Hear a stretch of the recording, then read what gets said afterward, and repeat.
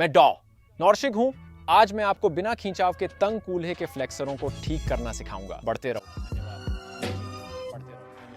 अरे दोस्तों, हमारे YouTube चैनल पर आकर दिल से धन्यवाद। आज हम तंग हिप फ्लेक्सर्स के बारे में बात करने जा रहे हैं और क्यों आप खींचते जाते हैं और फिर भी उस क्षेत्र में कठोर और तंग महसूस करते हैं। अब ये समझने के लिए कि ऐसा क्यों होता है, सबसे पहले हमें कुछ जिसे लोअर फ्रॉस्ट सिंड्रोम कहते हैं उसे समझना होगा। अब लावर फ्रॉस्ट सिंड्रोम क्या है?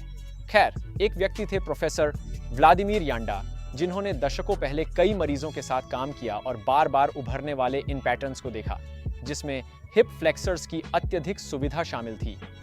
पीठ के लंबर एक्सटेंसर्स को विशेष रूप से अधिक सक्रिय किया गया है, जबकि ग्लूट्स और एब्डोमिनल्स को कम सक्रिय किया गया है या वे उतने सक्रिय नहीं हैं जितने होने चाहिए। तो हमने शरीर में इन क्रॉस्ड समस्याओं के पैटर्न देखे, जहां हम कुछ क्षेत्रों में अत्यधिक सक्रिय हैं, जबकि अन्य क्षेत्रों में अपेक्षाकृत कम सक्रियता पाई जाती है। अब बात यह है कि बहुत बार लोग अपने हिप फ्लेक्सर्स के अगली तरफ कठोरता और बहुत तनाव महसूस करते हैं और वे केवल समस्या के एक हिस्से पर ध्यान देते हैं। वे कभी भी शरीर के अन्य हिस्सों पर ध्यान नहीं देते और यह समझने की कोशिश नहीं करते कि सबसे पहले उस विशेष क्षेत्र में जकड़न क्यों है और कौन सी कमजोरी इसे उत्पन्न कर रही है।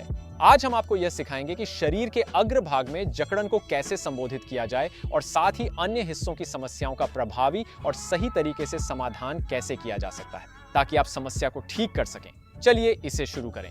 हिप फ्लेक्सर्स खींचने के बजाय थोड़ा नरम ऊतक कार्य करें। ये कुछ हद तक कठोरता की भावना को दूर करने में मदद करेगा, लेकिन खींचाव से अलग तरीके से। तो आप एक लैक्रोस बॉल लेंगे और मैं चाहता हूं कि आप उस क्षेत्र में जाएं। अपनी ASIS खोजें, जो श्रोणि की हड्डी है, और चलें इसके नीचे अंदर की ओर। वहीं पर हिप फ्लेक्सर चलता है।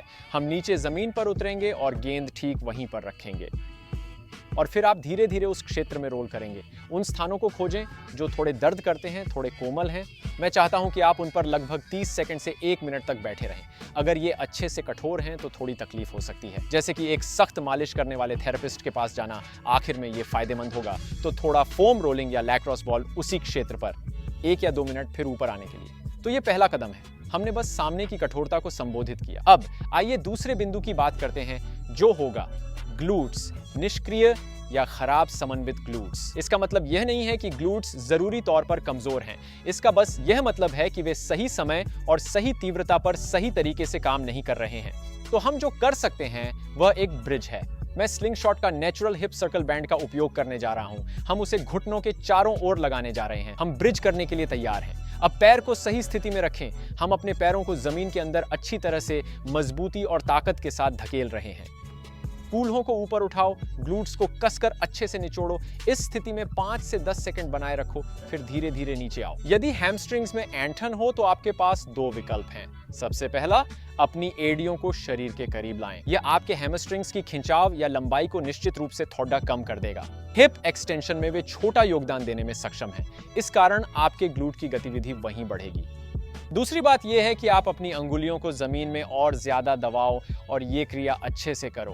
तो हम क्वाड को थोड़ा सा एक्टिवेट करने की कोशिश करेंगे, जिससे हैमस्ट्रिंग्स अपनी गतिविधि कम कर देती हैं। केवल ग्लूट्स ही हिप एक्सटेंशन में योगदान देंगे। 5 बार 10 सेकंड की होल्ड, ये सी, और फिर नीचे। तो ये दूसरा नंबर है। अब अगली चीज जो हम करने जा रहे हैं वो है कोर को सक्रिय करना, सामने की पेट की मांसपेशियों को। हम जो करेंगे वह है संशोधित सिटअप। इसे मैकगिल संशोधित कर्ल अप कहा जाता है। ये कुछ है जिसकी पहले मैकगिल बिग 3 के तहत चर्चा हुई है।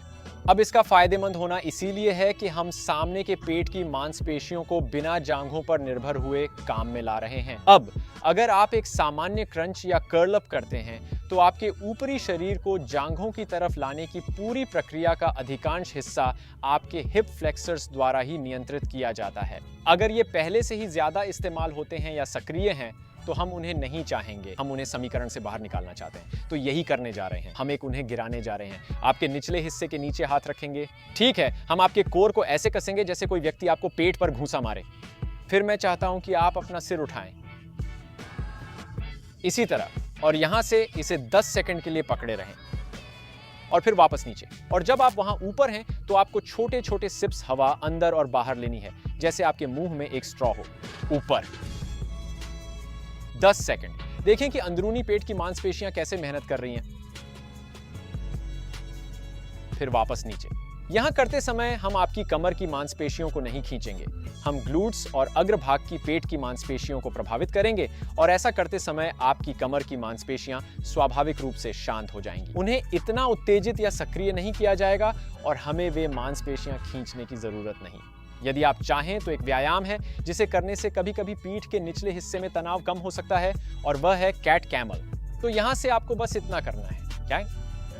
कि अपनी पीठ को थोड़ा सा ऊपर उठाएं और फिर धीरे धीरे थोड़ा सा नीचे लाएं। अब मुख्य बात यह है कि आप अंतिम सीमा में धकेल कर नहीं खींच रहे हैं, आप बस जोड़ पर थोड़ा ग्रीस लगा रहे हैं ताकि वह आसानी से चले। हम इसे हल्के से उसी रेंज में गति दे रहे हैं जैसे कि लगभग 20 या इससे ज्यादा बार। तो यही है कैट कैमल। इस प्रकार प्रभावी रूप से चारों क्षेत्रों की अच्छी तरह से देखभाल सुनिश्चित होगी। हम जांघों के कसे हुए हिस्से और कड़कपन को ठीक करने जा रहे हैं, लेकिन हम स्ट्रेच नहीं करेंगे। हम कुछ सॉफ्ट टिश्यू मोबिलाइजेशन करेंगे। फिर हम पुल के साथ अक्रिय या खराब समन्वय वाले ग्लूट्स को सक्रिय करेंगे। 5 से 10 सेकंड के लिए पकड़े हुए कई रेप्स करेंगे। फिर आप अपने अगले पेट की मांसपेशियों को सक्रिय करेंगे और उन्हें संलग्न करेंगे बिना कूल्हे के फ्लेक्सर्स को कर्ल अप जैसी गतिविधि में लाए। तो आप एक संशोधित मैकगिल कर्ल अप करेंगे जो सामने के पेट की मांसपेशियों के लिए एक इसोमेट्रिक है। और फिर आप कैट कैमल कर सकते हैं ताकि आपकी निचली पीठ की कुछ टिश्यूज को ढीला किया जा सके जो सख्त हो सकती हैं, लेकिन उन्हें फिर से नहीं खींचना।